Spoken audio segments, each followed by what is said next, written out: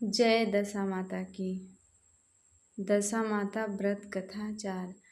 एक साहूकार था। उसके परिवार में 5 पुत्र, उनकी बहुएं तथा एक पुत्री थी।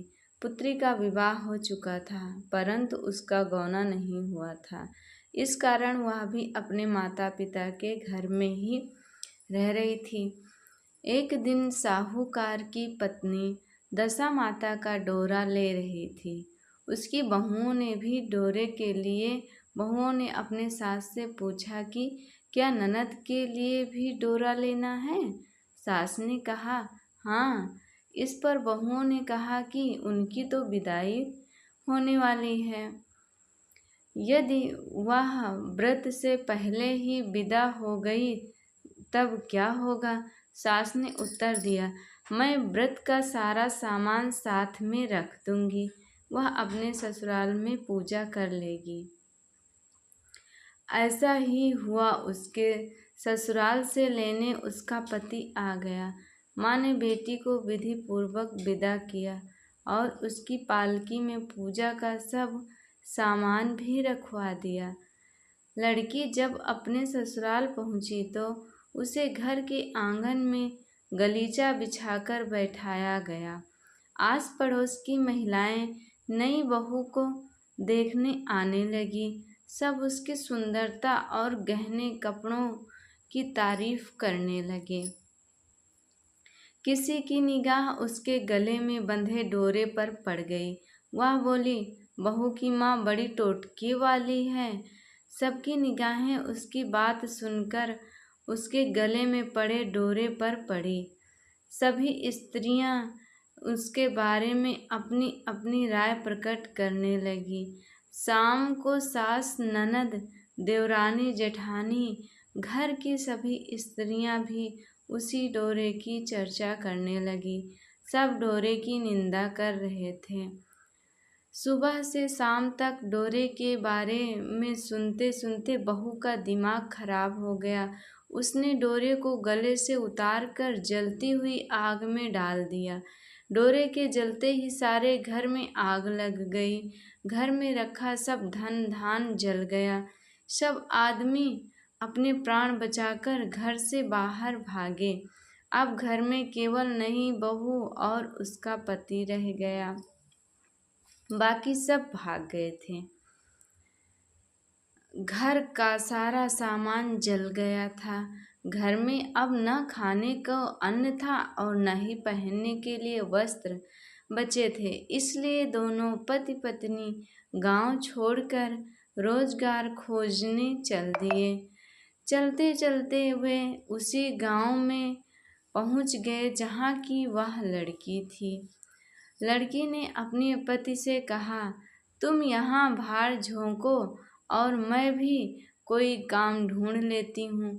पत्नी का कहना मानकर वह भार झोंकने लगा और वह स्वयं एक कुएं पर जाकर बैठ गई। उस कुएं पर सारे गांव की स्त्रियां पानी भरने आया करती थी। उस लड़की की भाभियां उस कुएं पर पानी भरने आई, परंतु उन्होंने अपनी ननद को नहीं पहचाना। वे उससे बोली, तुम तो किसी भले घर की लड़की मालूम होती हो, कुछ काम करना चाहती हो तो बोलो। लड़की बोली, काम तो करूँगी, परंतु कोई नीच काम नहीं करूँगी। बड़ी भाभी बोली, हमारी ननद ससुराल चली गई है, तुम हमारे बच्चों की देखभाल करती रहना और हमारे घर से सीधा लेकर अपना भोजन बना लिया करना।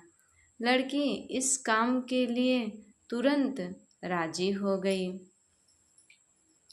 लड़की की भाभियां अपने घर आई और सास से बोली, कुएं पर एक अनाथ लड़की बैठी है, वह हमारे घर रहने और बच्चों की देखभाल करने को राजी है। आप कहो तो हम उसे रख लें। सास ने कहा, खुशी से रख लो, परंतु आपस में कलह मत करना। सब बहुएं राजी हो गई। वे आप वापस कुएं पर आई और उसे घर ले आई।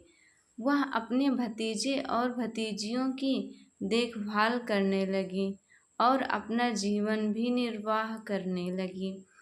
एक दिन दशा माता का डोरा लेने का अवसर आया। सास के कहने पर सब बहुओं ने डोरा लिया। बहुओं ने सास से पूछा कि क्या इस लड़की के लिए भी डोरा लेना है? सास ने कहा हाँ। बहुओं ने कहा इसी प्रकार अपने ननद जी के लिए भी डोरा ले लिया था, परंतु पूजा से पहले ही उनकी विदाई हो गई। अब इस लड़की को डोरा दिलाना चाहती हो? यदि वह पूजा से पहले चली गई तो क्या होगा?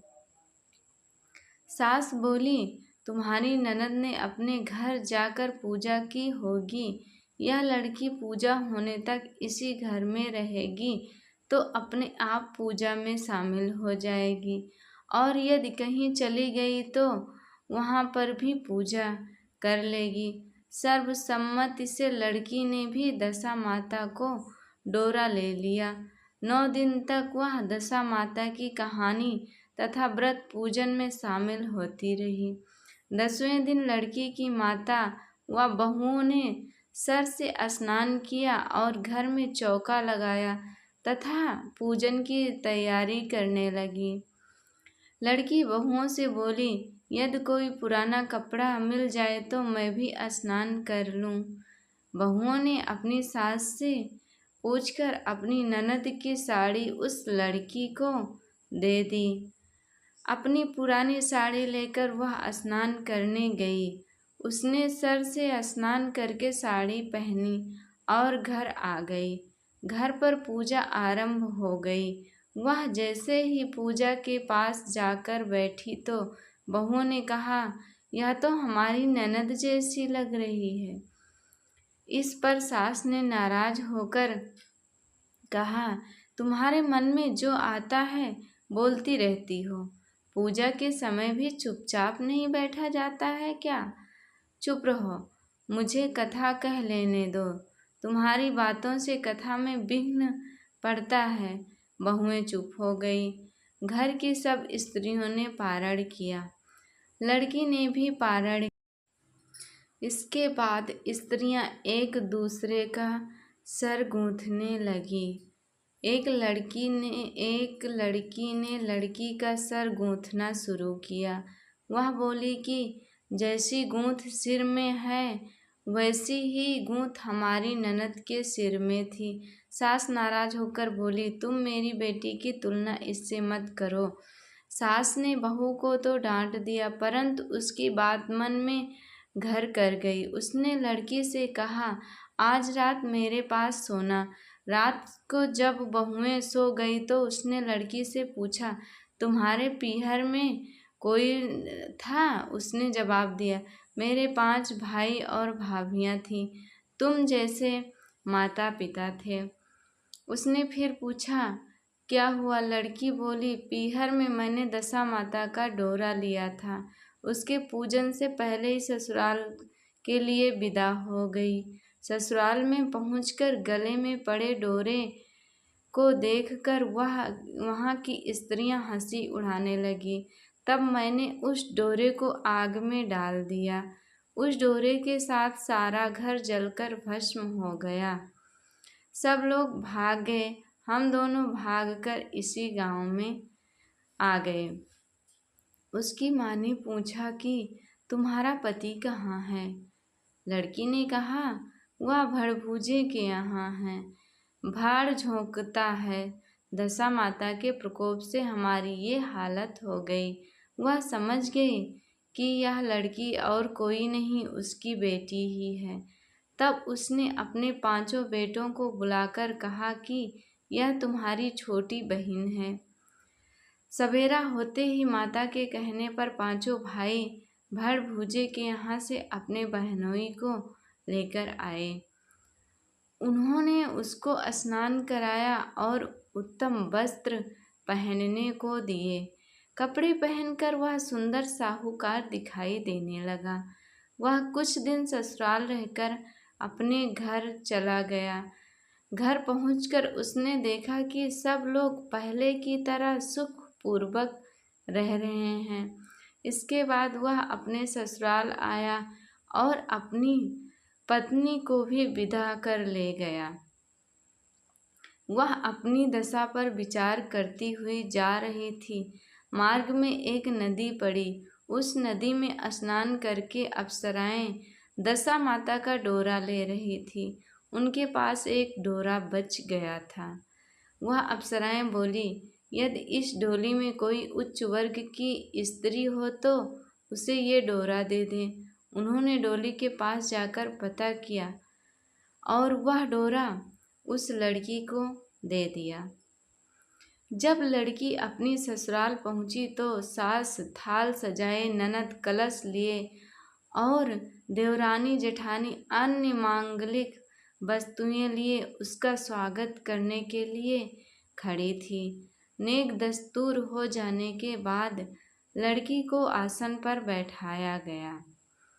आसन पर बैठने के बाद लड़की ने कहा, आप लोगों ने पहली बार दशा माता के डोरे के लिए अपशब्द कहे थे, जिसका फल ये हुआ कि घर के सब लोग बिछुड़ गए। तब घर का धन धान्य जलकर स्वाहा हो गया। बड़ी मुसीबतें उठाने के बाद अब अच्छे दिन आए हैं। आप में से कोई भी अब मेरे दशा माता के डोरे की निंदा करने की भूल ना करें। जब मेरा व्रत हो तब सब श्रद्धा पूर्वक करें। सास ने खुशी खुशी उसकी बात मान ली। 9 दिन तक व्रत चलता रहा। 10वें दिन विधि पूर्वक डोरे की पूजा की गई। वहाँ सुहागिनों को न्योता दिया गया। उनका श्रृंगार करके आंचल भरा गया। इस प्रकार दशा माता का पूजन भी समाप्त हुआ। जिस प्रकार दशा माता ने उस लड़की के दिन फेरे, वैसे ही हम सब पर दया करें। जय हो दशा माता की। इस वीडियो के माध्यम से दशा माता के चौथे दिन की चौथी कहानी सुनाई गई। आप लोगों को वीडियो अच्छी लगी हो तो लाइक सब्सक्राइब ज़रूर करें। एक बार मेरे साथ बोलिए, जय हो दशा माता की।